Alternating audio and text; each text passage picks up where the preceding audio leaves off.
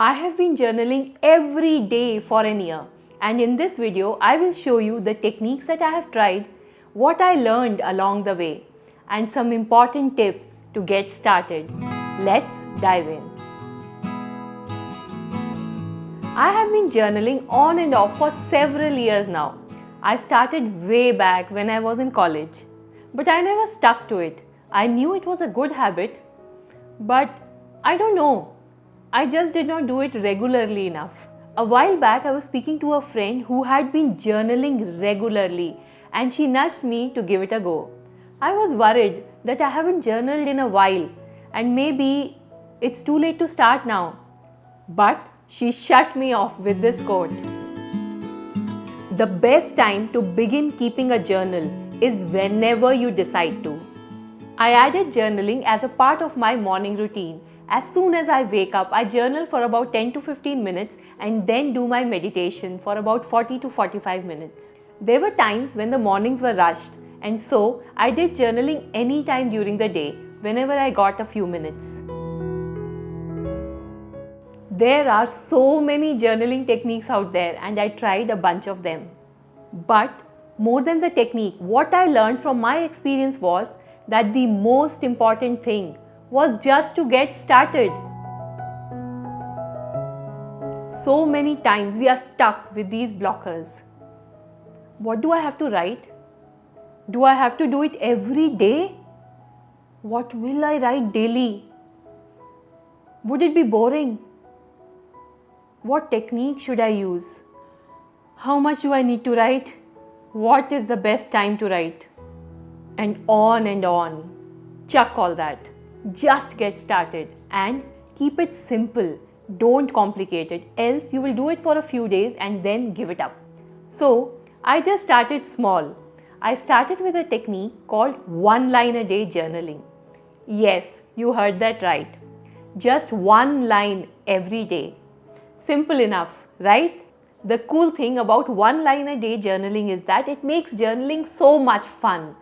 And once I was done writing, I felt happy because I stuck to my plan that I wrote for the day, and slowly I got into the habit of writing every day. James Clear, author of Atomic Habits, says, 1 line a day journaling is easy to do. It's easy to feel successful, and if you feel good each time you finish journaling, then you will keep coming back to it. A habit does not have to be impressive for it to be useful. To journal, you can use a physical notebook or an app, whatever works for you. Personally, I prefer to use pen and paper. It just helps me think better, and it's a good break from all the digital devices. While I was doing the 1 line journaling regularly, over time I graduated to more detailed journaling. I really like the idea of morning pages suggested by the author Julia Cameron. In this technique, as soon as you wake up, you grab your journal and jot down 3 pages of whatever is there on your mind. It could be your goals, your dreams, your worries, or just a simple what you had for dinner last night. The biggest challenge for me initially was, what do I write about? And that too, every day. So many times, I was just staring at the blank pages. Even though I know I'm not supposed to think, I'm just supposed to write whatever comes to my mind. But still, on some days I was just stuck. On such occasions, especially when you are starting out, it helps to have some prompts. I have a list of prompts that I keep handy in case I need them. Here are a few examples. How was my day today? What filled me with excitement today? What drained me of energy today? What are the distractions keeping me from being productive? How am I feeling? What emotions and why? As you start journaling, initially you may get the feeling that what am I doing? What is all this? There is no point. But trust me, if you stick to it, you will start to see the benefits. The interesting thing about journaling is that when you look back at your journal, you start to notice patterns, common trends that you may never notice otherwise or just don't think about. For instance, flipping through my journal, I discovered that most of the days when I scolded my kids, it wasn't the case that they were being extra naughty. The common factor was that I hadn't slept well the previous night, or that I was already upset that day for some other reason. I also noticed that I was not regular with my hobbies, and that also had an impact on me. It's interesting how such a simple act of writing every day can help unveil hidden patterns. For me personally, the biggest benefit has been the very fact that I can put my thoughts out on a paper and see them in front of me. They are no longer sitting in and clogging my head. It's like I'm talking to myself. Anne Frank wrote, "I want to write, but more than that, I want to bring out all kinds of things that lie buried deep in my heart." You know what? Often the key is just to get those thoughts out of your head and onto the paper. Just get them out, make them real, because a lot of times we don't even realize what's going on in our heads. Part of the reason we are stressed is because we are trapped in our heads with all these thoughts. When you put them out on a journal, you take them out of your head and you can finally see them right in front of you. And this, being able to observe your thoughts, is the core essence of mindfulness, isn't it? I write because I don't know what I think until I read what I say.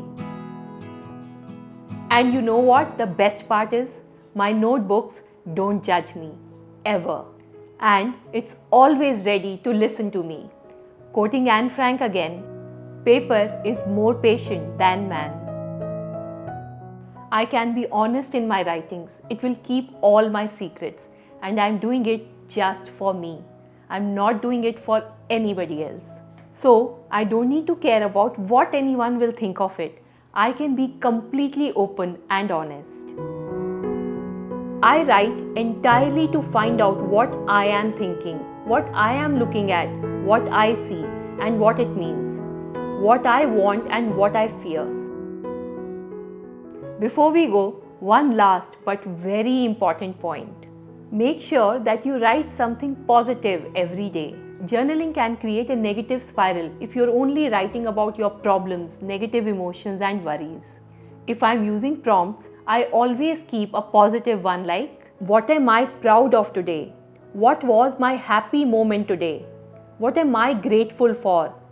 What brought a smile on my face today?" and so on.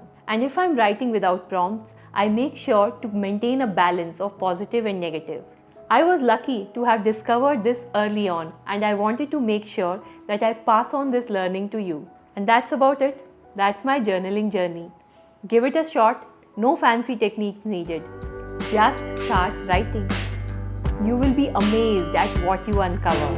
Remember, your journal is your judgment-free zone where you can be truly you. So, grab your pen and let your thoughts flow. Happy journaling. Hope you found the video useful. Let me know about your experiences in the comments below. Don't forget to watch this video where we explore trap writing. Thanks a lot for watching, and do subscribe to the channel for more videos on building a healthy mind, body and